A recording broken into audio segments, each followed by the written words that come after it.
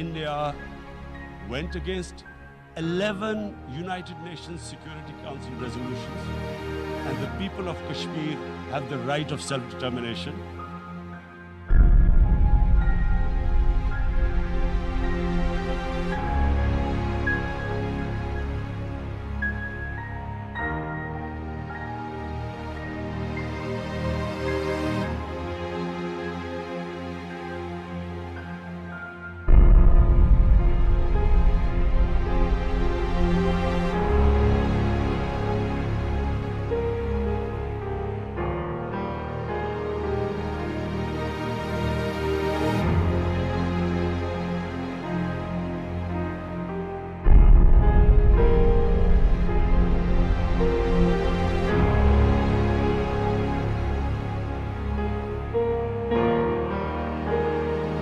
India's widespread and escalating human rights abuses in Indian illegally occupied Jammu and Kashmir. India's compulsive obsession with Pakistan is neither new nor surprising.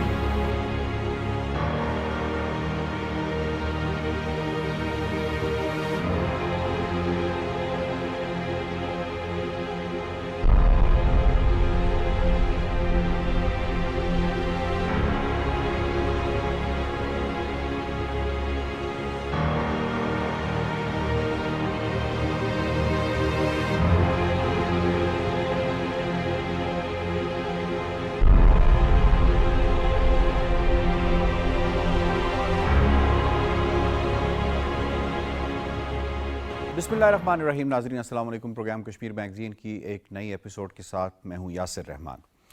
ناظرین, حق خود ارادیت یہ دنیا میں بسنے والے 7 سے 8 ارب لوگوں کا بنیادی حق تسلیم کیا جاتا ہے. دنیا کے جتنے بھی پاور سینٹرز ہیں, یونائٹڈ نیشنز کی اگر ہم بات کر لیں, اس کی ریزولوشنز موجود ہیں کہ ہر انسان کا یہ بنیادی حق ہے کہ وہ یہ فیصلہ کرے کہ اس نے کس انداز سے زندگی گزارنی ہے, کس لحاظ سے اور کس کے ساتھ زندگی گزارنی ہے. یہاں سوال یہ پیدا ہوتا ہے کہ کیا یہ حق سب کو میسر ہے؟ جواب یہ ہے کہ نہیں, سب کو میسر نہیں ہے. یونائٹڈ نیشنز کی جسے بیس کہا جاتا ہے کہ یونائٹڈ نیشنز کے شروع کا جو سٹارٹ تھا اس کی شروع کی جو ریزولوشنز تھیں, اس ریزولوشنز کو اگر اٹھا لیا جائے اور یونائٹڈ نیشنز کا تقابلی جائزہ لیا جائے کہ United nations over the period of time 73 سالوں 74 سالوں کے اندر یونائٹڈ نیشنز کتنی اسٹرینتھ میں رہی, اس کی کیا سکسیسز تھیں, کیا فیلئرز تھے, تو سب سے بڑا جو فیلئر سامنے آتا ہے وہ ہمیں مقبوضہ کشمیر کی صورت میں نظر آتا ہے. 5 جنوری 1949 یہ وہ دن جس دن یونائٹڈ نیشنز کی سیکیورٹی کونسل نے یہ فیصلہ کیا کہ ایک کمیشن بنایا جائے گا.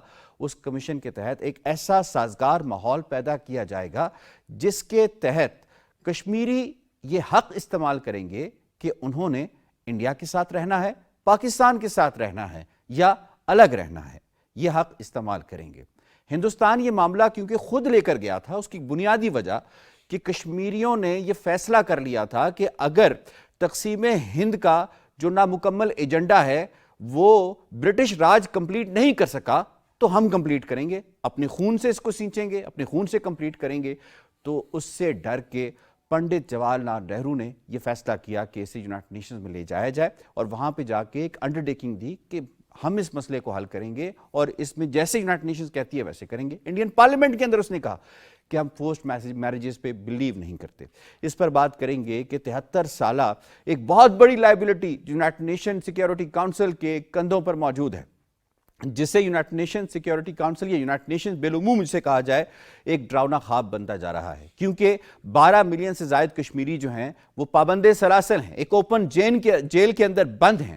ان پہ زندگی مستقل طور پہ تنگ کی جا رہی ہے, مستقل طور پہ کشمیریوں کو, خصوصی طور پہ نوجوانوں کو شہید کیا جا رہا ہے. اس پر بات کریں گے کہ انٹرنیشنل کمیونٹی کی ذمہ داری کیا بنتی ہے اور کس طرح سے کشمیریوں نے اپنا خون دے کر یہ ثابت کیا ہے کہ وہ اس حق سے پیچھے نہیں ہٹیں گے. اس پہ بات کرنے کے لیے آج ہم نے اسٹوڈیوز میں دعوت دی ہے جنرل رضا محمد خان صاحب کو. آپ دفاعی تجزیہ کار ہیں اور سابق پریزیڈنٹ ہیں NDU کے. سر بہت بہت شکریہ آپ نے ہمیں وقت دیا. اور ان کے ساتھ تشریف فرما ہے عبدالحمید لون صاحب, سینئر حریت رہنما ہیں اور بڑا بے باک قسم کا تذکرہ کرتے ہیں جب کشمیر کی بات آتی ہے. تو to start with ji Abdul Hamid Lone صاحب, میں آپ کو انوالو کر لیتا ہوں. 5 جنوری 1949 اور 5 جنوری کے بعد خاص طور پہ اس دن کی اہمیت, جسے کہا جاتا ہے کہ یہ دن حق خود ارادیت کے طور پہ جانا جاتا ہے, اس کی کشمیریوں کے لیے اہمیت کیا ہے؟ بسم اللہ الرحمن الرحیم. 5 جنوری 1949 میں اقوام متحدہ نے کشمیر کے حق میں ایک قرارداد منظور کی, حق خود ارادیت کی. اور اس وقت قرارداد میں یہ تعین ہوا کہ دونوں ریاستیں پاکستان اور بھارت جموں کشمیر کے تینوں خطوں میں استصواب رائے کرایا جائے اور دونوں کو پابند بنایا گیا تھا.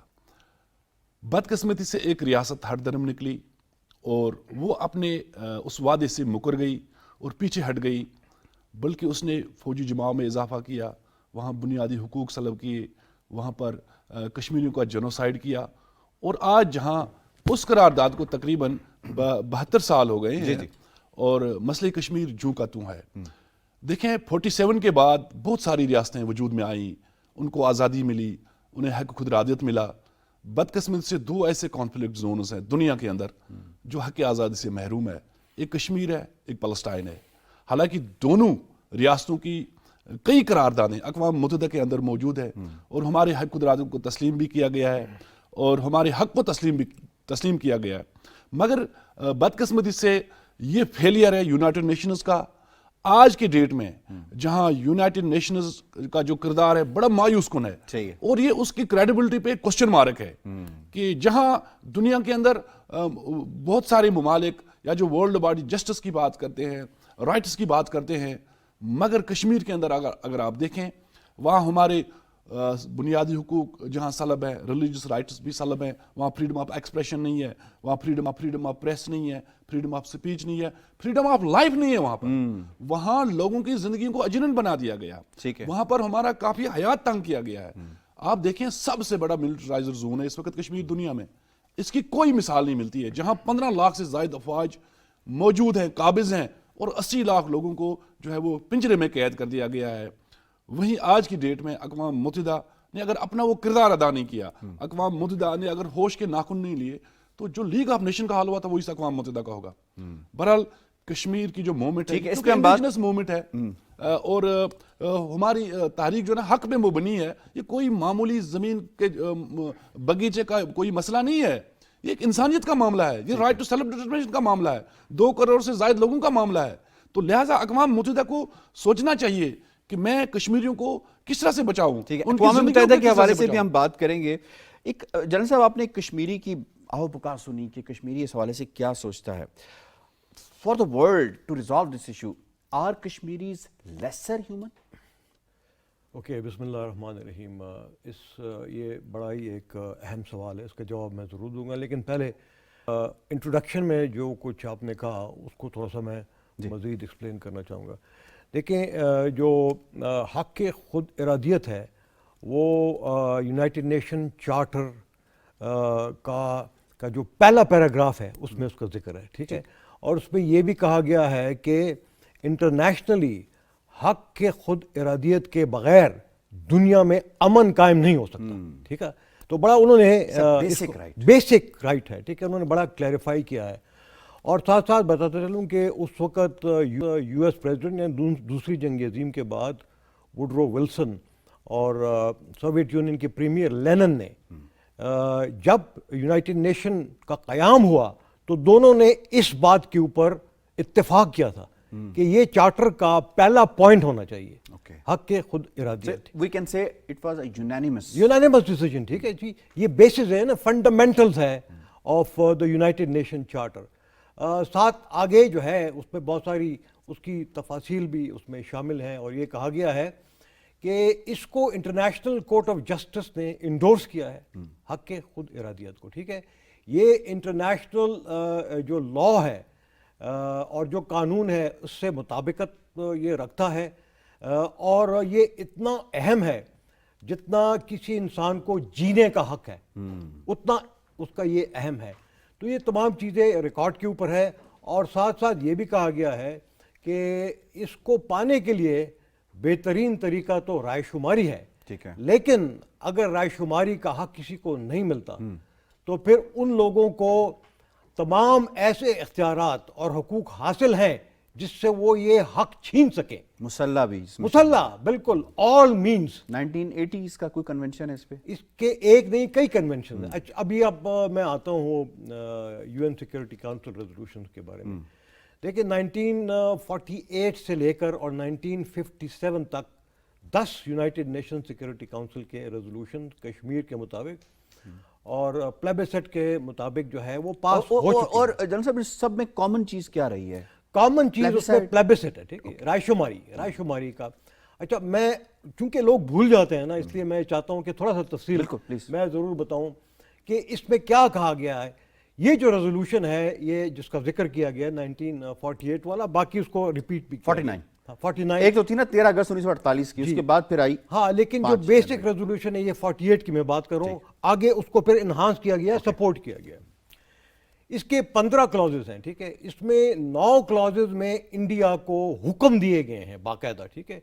6 کلاز ایسے ہیں جس میں انڈیا اور پاکستان دونوں کو کچھ چیزیں کہنے کو کی گئی ہیں. وہ کیا ہے کہ جو چیزیں انڈیا کو کہی گئی ہیں اس کا میں ذکر کرنا چاہوں گا. انہوں نے انڈیا کو یہ بتایا گیا کہ انڈیا کے تمام افواج کشمیر سے نکلیں گی اور 15 اگست 1947 سے لے کے اور 48-49 تک جتنی بھی وہاں پہ ہندوستانی افواج ہیں یا انڈیا کے لوگ ہیں وہ سب کے سب وہ مرحلہ وار وہاں سے نکلیں گے, وڈرا کریں گے. ٹھیک ہے. اور اگر وہاں پہ لا اینڈ آرڈر کے لیے کچھ لوگوں کی ضرورت ہے تو وہ کشمیریوں کو بھرتی کریں گے.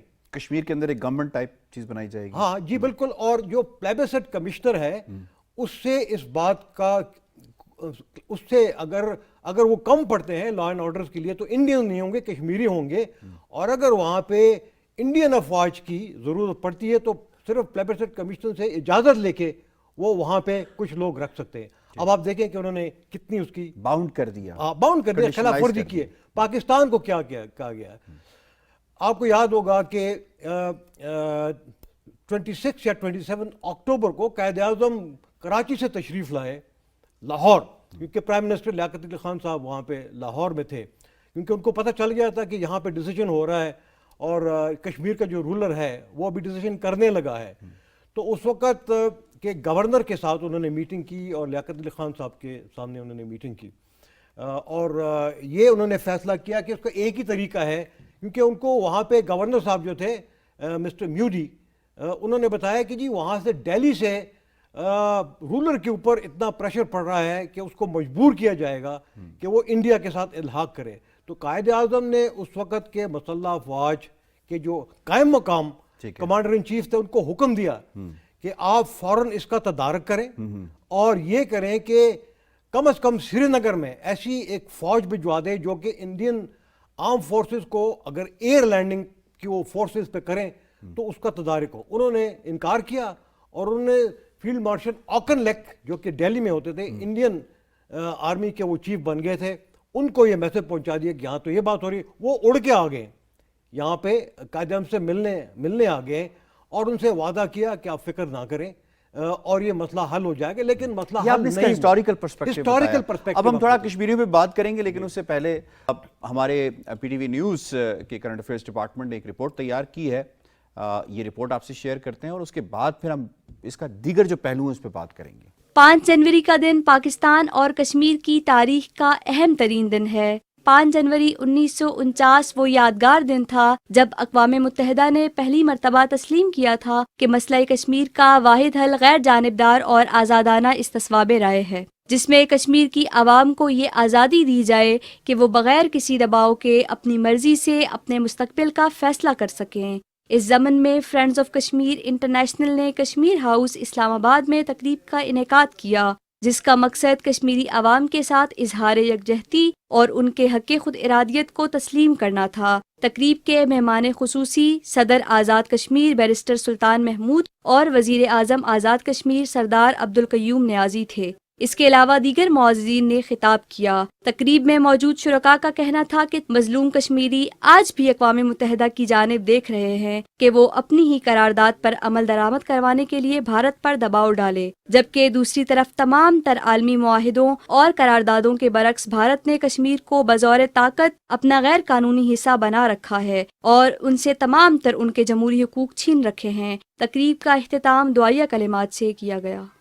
रिपोर्ट थी जी सादिया शौकत ने मुरतब की थी। और यकीनन इस तरह के जो सेमिनार्स या मुज़ाकरे हैं उनका एहतमाम करने का मकसद ये बार बार याद दिलाना पाकिस्तानी नेशन को भी, कश्मीरियों को भी, कि आप अकेले नहीं हैं, आपके साथ पूरी पाकिस्तानी कौम जो है खड़ी। इस हवाले से वज़ीर-ए-आज़म इमरान खान ने भी ट्वीट्स की, प्रेसिडेंट ऑफ पाकिस्तान ने भी ट्वीट्स की और दुनिया को ये बताया कि कश्मीरी अकेले नहीं हैं, कश्मीरियों को फुल सपोर्ट हासिल है स्टेट ऑफ पाकिस्तान की। इस पर मज़ीद बात करने के लिए इस वक्त हमें तहरीक कश्मीर यूके के प्रेसिडेंट राजा फ़हीम कियानी साहब ने ज्वाइन किया। उनसे बात करते हैं जिन्होंने खुद एक तकरीब का इनेकाद किया और इंटरनेशनल जो डायस्पोरा है कश्मीरियों के साथ जो मुंसलिक है, उसके साथ साथ जो बाकी फॉरनर्स हैं उनको भी इन्वाइट किया इसके अंदर और कश्मीरियों का ये जो दुख है उसके बारे में बात की। बहुत बहुत शुक्रिया फ़हीम कियानी साहब, आपने हमें ज्वाइन किया है। फ़हीम कियानी साहब फरमाइएगा, over the period of time हम कह रहे हैं कि 73 ईयर्स हो गए हैं, दुनिया इस हवाले से बिल्कुल खामोश नज़र आती है या उस पर कोई असर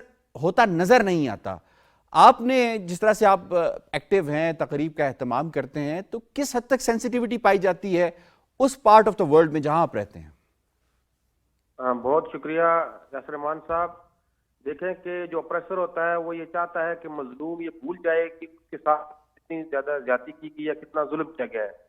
जब मजलूम के पास एक जो कमजोर तरीन हथियार यादाश्त होती है कि जो अप्रेसर के मजालम को याद रखता है, लेकिन गुज़िश्ता 73 सालों में कश्मीरी कौम अभी तक नहीं बोली कि इस आज़ादी की तारीख में 1947 से लेके अब तक 6 लाख कश्मीरियों का कत्लेआम किया गया और 1989 से खुसूसन 13,000 औरतों का रेप किया गया और अट्रॉसिटीज की एक बड़ी लंबी लिस्ट मौजूद है।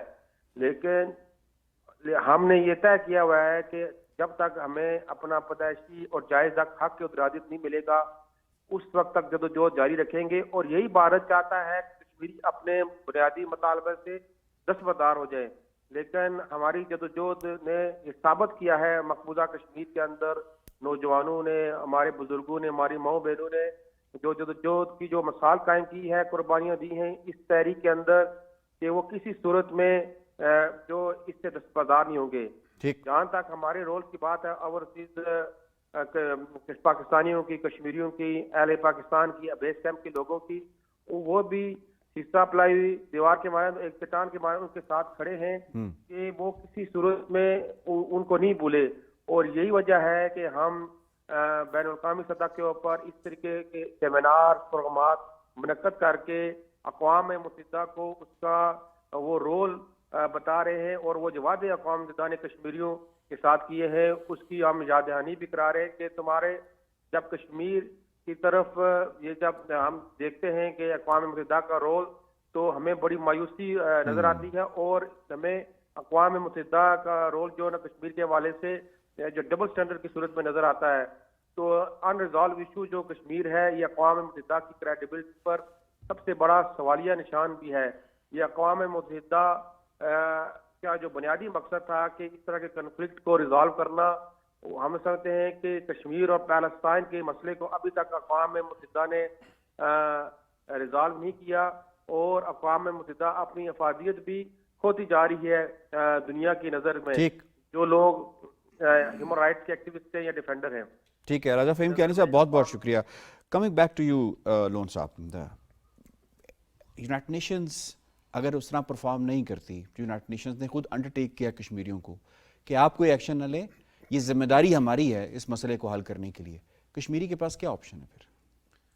देखें, हम समझते हैं कि मसले कश्मीर का हल जो है वो अक़वाम मुत्तहिदा की करारदादों के अंदर मुज़मर है और जहाँ हिंदुस्तान कहता है कि जब मोदी हिंदुस्तान के अंदर आता था कहता है ये मेरा इंटरनल मामला है, जब बाहर निकलता है तो कहता है बायलैटरल इशू है, जबकि कश्मीर इस वक्त इंटरनेशनल रिकॉग्नाइज्ड डिस्प्यूट टेरिटरी है और इसकी गवाही खुद पिछले साल अक़वाम मुत्तहिदा के 3 सिक्योरिटी इजलासों ने दी है या इससे पहले जो इजलास हुए हैं। अब चूंकि हमारी करारदाद अक़वाम मुत्तहिदा के अंदर मौजूद है اور ہم سمجھتے ہیں کہ اس کا حل اس سے صواب رائے سے نکالا جائے اور وہ وعدہ پورا کیا جائے اور اس وعدے کی پاسداری کی جائے. تاہم آج کی ڈیٹ میں اقوام متحدہ کا کردار بڑا مایوس کن ہے.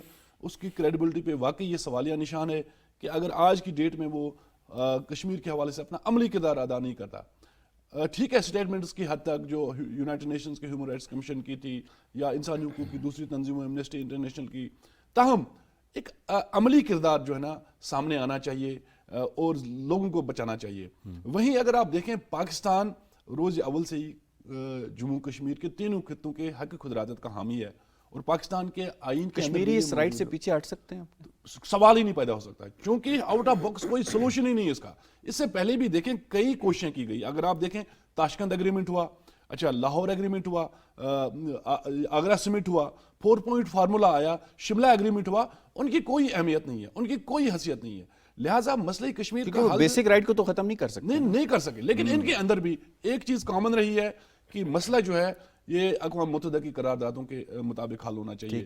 آخر پہ جب پرویز مشرف نے بھی جو 4 پوائنٹ فارمولا دیا تھا, ایسا کشمیری آپ بھی یونائٹڈ نیشنز کی ریزولوشنز کو ویلیو کرتے ہیں اور آپ سمجھتے ہیں کہ ہمارے پاس لاسٹ ریزورٹ کے طور پہ وہی ہے, اگر وہ نہ ہوا تو اس کے بعد پھر ہم دیکھیں گے. جنرل صاحب میں آپ کو انوالو کرتا ہوں, ملٹریلی کتنا سینسٹیو مسئلہ یہ over the period of time بنتا جا رہا ہے؟ کیا دنیا اس حد تک سینسٹائز ہو چکی ہے کہ یہ مسئلہ کوئی زمین کا ایشو نہیں ہے؟ ایک تو یہ ہیومن رائٹس کا ایشو بن جاتا ہے, دوسرا یہ بنتا ہے کہ 2 نیوکلیئر اسٹیٹس ہیں آپس میں. ایگزیکٹلی دیکھیں پرٹیکولرلی اگست 2019 کے بعد جو ہے اب تو یہ ایک انٹرنیشنل مسئلہ بن چکا ہے اور میرے خیال میں جتنا یہ مسئلہ اجاگر ہوا ہے وہ پہلے نہیں ہوا تھا. اور یہ 3 نیوکلیئر ممالک ہیں, آپ کو معلوم ہے کہ ابھی چائنا اس کا ایک ایکٹیو حصہ بن گیا ہے, ساتھ ہی کشمیری ہیں, تو یہ 4 پارٹیز ہیں اور ان سب کی اس میں کنسرنز ہے اور یہ ایک بائیلیٹرل مسئلہ بالکل نہیں ہے. اچھا آپ بات کر رہے تھے اور میں اس کو سپورٹ کرتا ہوں کہ یونائٹڈ نیشن سیکیورٹی کونسل نے جتنے بھی ریزولوشن پاس کیے وہ اس میں ناکام رہا ہے, لیکن میں زیادہ میرے خیال میں الزام یو این سیکیورٹی کاؤنسل کے پرماننٹ ممبران کو دوں گا. 5 جو پرماننٹ ممبر تھے ان کی کمزوری ہے, ان کی فیلیور ہے, اور ان کو اندازہ ہونا چاہیے کہ اس طرح کے فیلیور چاہے وہ کشمیر میں ہو چاہے فلسطینین میں ہو, یہ تو جو یو این کا جو بیسک چارٹر ہے یعنی امن کے قیام, اس کی خلاف ورزی ہوگی. تو مسئلے کے لیے کیا کیا جائے؟ دیکھیں نا, وہ یہ ہے کہ آپ کو یہ بار یہ مسئلہ NP5 ممالک کے پاس لے جانا پڑے گا. چائنا کو تو اس کا احساس ہے, کئی دفعہ چائنا نے اس کے اوپر لاسٹ جو سٹنگ ہوئی ہے یونائٹڈ نیشن سیکیورٹی کونسل اس نے کنوین کی, ٹھیک ہے, لیکن اب سوویت یونین بھی اس کی طرف مائل ہوتا جا رہا ہے. باقی بچے فرانس, یونائٹڈ اسٹیٹس اور برٹن, وہاں پہ کام کرنے کی ضرورت ہے. کیسے کام کریں گے؟ ان کی پبلک اوپینین کو مزید آپ کو ہموار کرنا پڑے گا, ٹھیک ہے, ان کی میڈیا کے ذریعے, ٹھیک ہے, یہ کرنا پڑے گا. اور نہ صرف پاکستانیوں کو بلکہ تمام مسلمانوں کو کرنا پڑے گا, کشمیری ڈائسپورا کو بھی کرنا پڑے گا. ٹھیک ہے. چل رضا محمد خان صاحب, عبدالحمید لون صاحب, بہت بہت شکریہ آپ کا, اور آپ نے 5 جنوری کے حوالے سے بڑی زبردست قسم کا ایک بیانیہ جو ہے, یہ کشمیری بیانیہ ہے, پاکستانی قوم کا جو بیانیہ ہے, یہ پوری دنیا تک پہنچایا, اور کشمیریوں تک کہ آپ حوصلہ نہ ہاریں. یقیناً اس کا جو سلوشن ہے وہ حق خود ارادیت کے اندر ہی مضمر ہے, اور اس کے علاوہ کوئی اور آپشن بالکل بھی نہیں بنتا, اور دنیا کو یہ سلوشن دینا پڑے گا. اس کے ساتھ ہی پروگرام کشمیر میگزین کا وقت ختم ہوا. اللہ نگہبان.